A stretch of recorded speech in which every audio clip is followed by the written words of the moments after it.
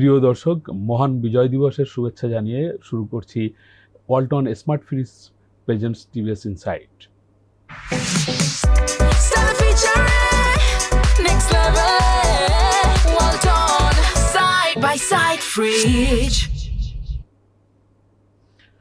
আমরা আজ কথা বলবো বিভিন্ন আবাসন কোম্পানির কাছ থেকে প্লট ফ্ল্যাট কেনার পরে গ্রাহকরা কী ধরনের ভোগান্তির মধ্যে পড়ছেন সেটি নিয়ে।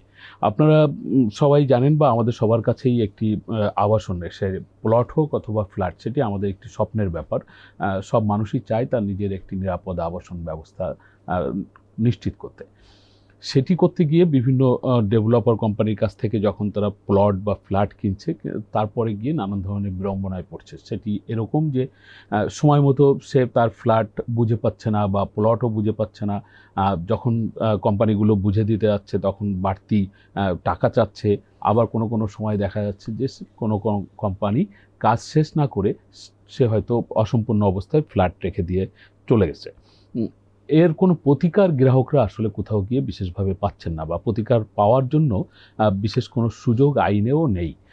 এক ধরনের সালিসি ব্যবস্থা রয়েছে, কিন্তু সেখানে বিচারক সংকট বা প্রচুর মামলা থাকার কারণে গ্রাহকরা আসলে নিজের ভোগান্তির মধ্যেই থাকছে সবসময় আর কি।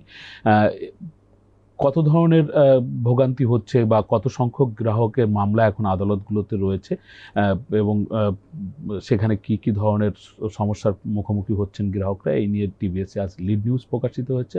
নিউজটি করেছেন টিভিএসের সিনিয়র রিপোর্টার রেজাউল করিম। আমরা তার কাছ থেকে শুনবো যে গ্রাহকদের ভোগান্তিগুলো কি হচ্ছে। রেজাউল করিম ভাই, আপনাকে স্বাগত জানাচ্ছি। আপনার যে স্টোরি, আপনি বলছেন যে অনেক গ্রাহক প্লট এবং ফ্ল্যাট কিনে তারা সময় মতো বুঝে পায়নি, অথবা তাদের কাছে কোম্পানিগুলো বেশি টাকা চাচ্ছে, আবার অনেক জায়গায় কাজ সম্পূর্ণ না করে দিয়ে চলে যাচ্ছে, কারো ক্ষেত্রে রেজিস্ট্রেশন পর্যন্ত হচ্ছে না। আসলে কেন এরকম পরিস্থিতি শুরু হয়েছে, বা এই গ্রাহকরা এর থেকে নিস্তার পাওয়ার জন্য কি করছেন এখন? আপনি শুরুতে বলেছেন যে একটা আবাসন ব্যবস্থা মানুষের জীবনের অনেক বড় চাহিদা, এটা বেসিক নিড, যেটার পাওয়ার জন্য একজন মানুষ তার জীবনের অনেক সময় সারা জীবনের উপার্জন দিয়েও একটা আবাসন প্লট বা ফ্ল্যাট কিনে। তা আমাদের দেশে তো একটা কমন একটা সিনারিও আছে যে আবাসন প্রকল্প অনেক আবাসক প্লট কিনে ফ্ল্যাট কিনে প্রতারিত হচ্ছে। তো এটা প্রতারিত একটা বিষয় যেখানে মানুষ প্রতারিত হচ্ছে বা সমস্যায় পড়তেছে, কিন্তু এটা কোনো সমাধান পাচ্ছে না। এখানে সমস্যাটা না পাওয়ার কারণ হলো এখানে একটা লিগ্যাল ট্র্যাপ রয়েছে। লিগ্যাল ট্র্যাপটা এরকম, 2010 সালে সরকার একটা আইন করে, এটা হলো আবাসন ও ভূমি ব্যবস্থাপনা আইন 2010। তো ওই আইনে বলা আছে যে এইরকম সমস্যা পড়লে, যদি আপনার কেউ অ্যাপার্টমেন্ট বা প্লট কিনেছে, কেনার পর টাইমলি হস্তান্তর নিতে পারে নাই, রেজিস্ট্রেশন বুঝতে পারে নাই, বা পরে টাকা বেশি চেয়েছে, এই সমস্যাগুলোর ওখানে লিগ্যাল যে রেমিডি দেওয়া রয়েছে, যে এটি হলো ওই আইনে বলা আছে যে 2001 সালের একটা আইন আছে, আরবিট্রেশন আইন মানে সালিসি আইন। ওই আইন অনুযায়ী কোর্টে আবেদন করতে হবে। যে আইনে সালিসি আইন আপনার 2010 সালের ভূমি ব্যবস্থাপনা আইনটা বলতেছে যে আপনারা গ্রাহক এরকম সমস্যা পড়লে সে ওই সালিসি আইনে মামলা করবে, আবেদন করবে কোর্টে গিয়ে। তো ও আইনের মূল সমস্যাটা হলো কি, যে আপনার একজন গ্রাহক প্রতারিত হচ্ছে, টাকা ইনভেস্ট করতেছে, লস খাচ্ছে, আবার টাকা বেশি দিচ্ছে। এই মামলা করার যে আইনটা রয়েছে 2001 সালের সালিসি আইন, ওই আইনে কোনো ক্ষতিপূরণ ব্যবস্থা নেই, কোনো জেল জরিমানার ব্যবস্থা নেই। মানে হচ্ছে আপনি বা আমি একটা ফ্ল্যাট কিনেছি, আমাকে সময় মতো বুঝে দেয় নাই বা বেশি টাকা চাচ্ছে, আমি এর কোনো ক্ষতিপূরণ পাবো না, বা আমি মামলাটা হবে সালিস ব্যবস্থা। সালিস তো একটা কমন বিষয়। তো ওই কোর্টের নাম আরবিট্রেশন কোর্ট। প্রত্যেকটা জেলা জাজকে একটু দিয়ে আছে যে কোনো গ্রাহকের এরকম সমস্যার সম্মুখীন হলে সে ওই কোর্টে আবেদন করবে। তো ওই জেলা জাজ করে কি, এই সালিসে একটা বোর্ড করে দেয়, আচ্ছা, যেখানে সরকারি কেউ থাকে না। ওইখানে সাধারণত 3 সদস্য একটা বোর্ড করে দেয়, যেখানে চেয়ারম্যান করা হয় একজন রিটায়ার্ড জেলা জাজকে করা হয়, পাশাপাশি কোনো গভর্নমেন্ট অফিসিয়াল বা আইনজীবী করা হয়। আর পাশাপাশি হলো 2 মক্কেলের, যে মামলার সালিসের জন্য আবেদনটা করলো তার একজন আইনজীবী, আর যার এগেনস্টে আবেদনটা করলো তার একজন আইনজীবী থাকে। তো দেখা যায় এই সালিসি নিষ্পত্তিতে দীর্ঘ সময় লাগে। এই দুই পক্ষকে নোটিশ করে। আইনে কি কোনো সালিস নিষ্পত্তির কোনো সময় এটা দেওয়া নেই? 90 দিনের একটা বিধান দেওয়া আছে, কিন্তু আপনি জানেন তো আমাদের দেশে আইনের অনেক সময় দিয়ে থাকে, যেটা কোনো সময় কার্যকর হয় না। তো ওই বোর্ড করে কি, এদের শুনানি শেষ করে একটা রিপোর্ট ওই জেলা জাজকে দেয়, এবং জেলা জাজ ওটার যে একটা অ্যাওয়ার্ড দেয়, ওটা অ্যাওয়ার্ড বলে, ওটা রায় বলে না। অ্যাওয়ার্ডটা হলে কেউ মানলে মানলো, না মানলে নেই।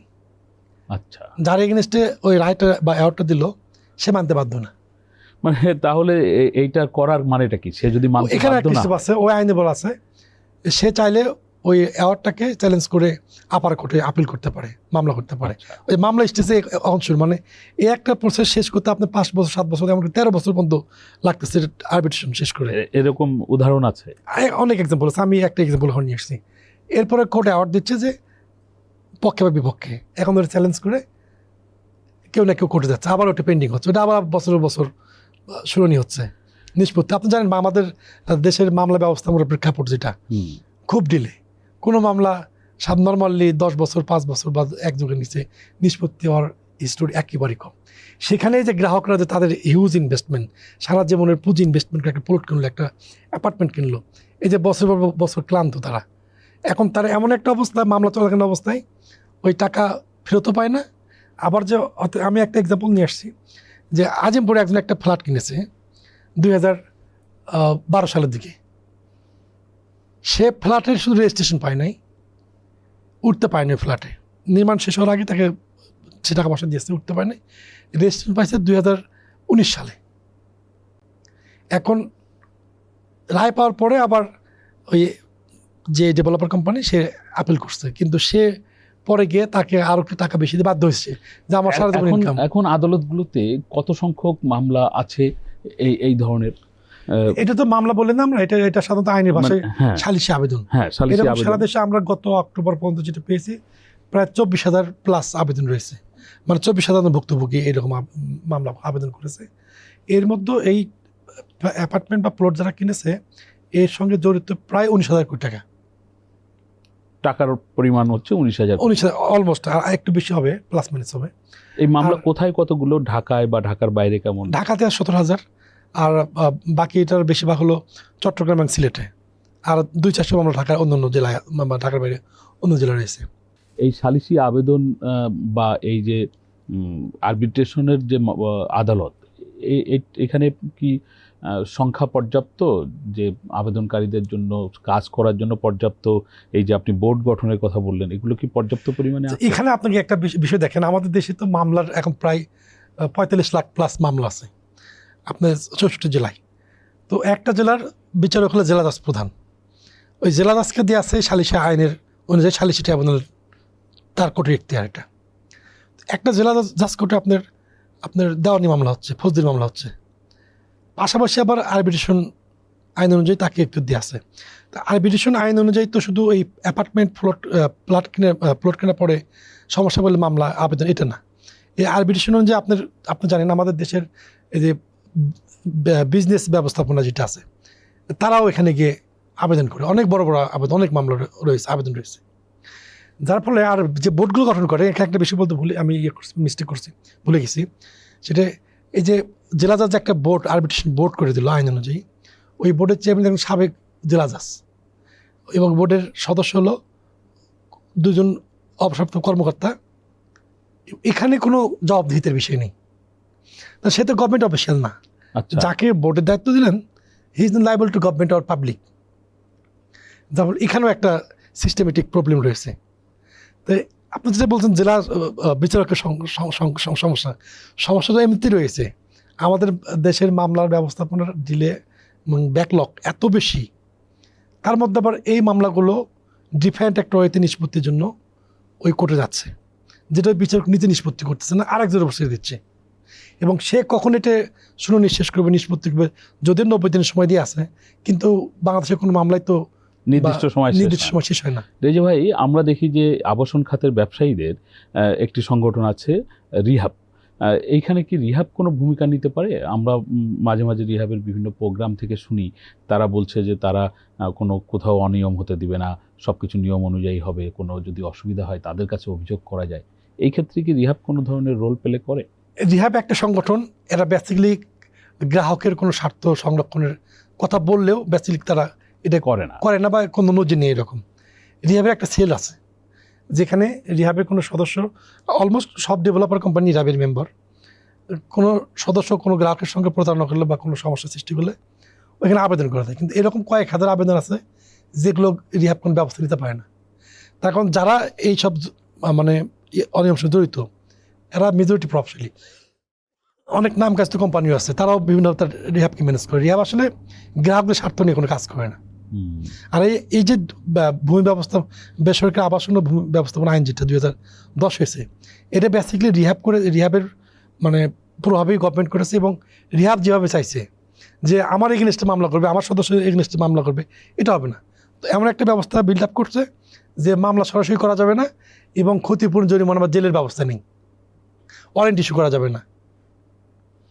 আপনি তো অনেক দিন ধরে আইন আদালত নিয়ে কাজ করছেন এবং আপনি এই বিষয়ে বেশ অভিজ্ঞ। আপনি কি মনে করেন এই যে সালিসি আদালত বা এই যে আপনি বলছিলেন 45 লাখ মামলা রয়েছে, দ্রুত মামলা নিষ্পত্তি করার জন্য, বিশেষত এই আবাসন খাতের মামলা নিষ্পত্তি করার জন্য সরকার কি ধরনের উদ্যোগ নিতে পারে? এটা খুবই একটা বিষয়। আপনার ইংল্যান্ডে, আমেরিকায় বা ইউরোপে, আমেরিকার বিভিন্ন কান্ট্রিতে শুধু আবাসন সেক্টর নিয়ে অভিযোগ নিষ্পত্তির জন্য তাদের ট্রাইব্যুনাল রয়েছে। তারা তো ডেভেলপ কান্ট্রি, তাদের সিস্টেম অনেক ডেভেলপ। তো আমরাও এরকম একটা সিস্টেম বিল্ড আপ করতে পারি। যেহেতু আপনার আবাসন ব্যবসা বিশাল আকারে বড় হয়ে গেছে, মানুষের চাহিদা বাড়ছে, শহরায়ন নগরায়ন বাড়ছে, মানুষ প্রচুর আবাসন ব্যবসায়ীদের কাছ থেকে ফ্ল্যাট অ্যাপার্টমেন্ট কিনছে, হ্যাঁ। তো অভিযোগও বাড়ছে ক্রমান্বয়ে। তো এখানে নিষ্পত্তি এছাড়া যে আইনটা রয়েছে, লিগ্যাল এক্সপার্ট তারা বলেছেন যে আইনটা অ্যামেন্ড করা খুবই জরুরি। কারণ এই আইনটা সম্পূর্ণ গ্রাহকের স্বার্থবিধি এবং এটা সরাসরি, যেহেতু নাগরিকের স্বার্থবিধি, এটা সংবিধানের সঙ্গে স্বার্থবিধি। একজন গ্রাহক ইনভেস্ট করে প্রতারিত হচ্ছে, ক্ষতিগ্রস্ত হচ্ছে, সে ক্ষতিপূরণ পাবে না, অ্যাপার্টমেন্ট ফ্ল্যাট খুঁজে পাবে না সহজে। এটা তো তার মানবাধিকার লঙ্ঘন, বেসিক মূল্য অধিকার লঙ্ঘন। তো এই জন্য আসলে দ্রুত আইনটাও অ্যামেন্ড করা দরকার। আর বিভিন্ন দেশে আমাদের এই আবাসন সমস্যা মামলাগুলো নিষ্পত্তি যে ইয়েগুলো আছে ওগুলো আমরা ফলো করতে পারি। ধন্যবাদ রেজা ভাই আপনাকে। আমরা এতক্ষণ ধরে শুনছিলাম যে আদালতে আমাদের গ্রাহকরা কিভাবে হয়রানির শিকার হচ্ছে বা বছর পর বছর ধরে তারা বিনিয়োগ করা সত্ত্বেও তাদের কাঙ্ক্ষিত যে স্বপ্ন সেটি তাদের অর্জিত হচ্ছে না। রেজাউল করিম বলছিলেন যে 19,000 কোটি টাকার সম্পৃক্ত এই মামলাগুলোর সাথে। আমরা আশা করব যে সরকার এই আইনের প্রয়োজনীয় সংশোধনী আনবে, পাশাপাশি দ্রুত নিষ্পত্তির জন্য আলাদা ট্রাইব্যুনাল গঠন করার প্রয়োজন হলে সরকার সেই উদ্যোগ নেবে, এটি আমাদের প্রত্যাশা। আমাদের আলোচনা ভালো লাগলে আপনারা শেয়ার করবেন, লাইক করবেন, টিভিএস এর সঙ্গে থাকবেন। সকলকে ধন্যবাদ।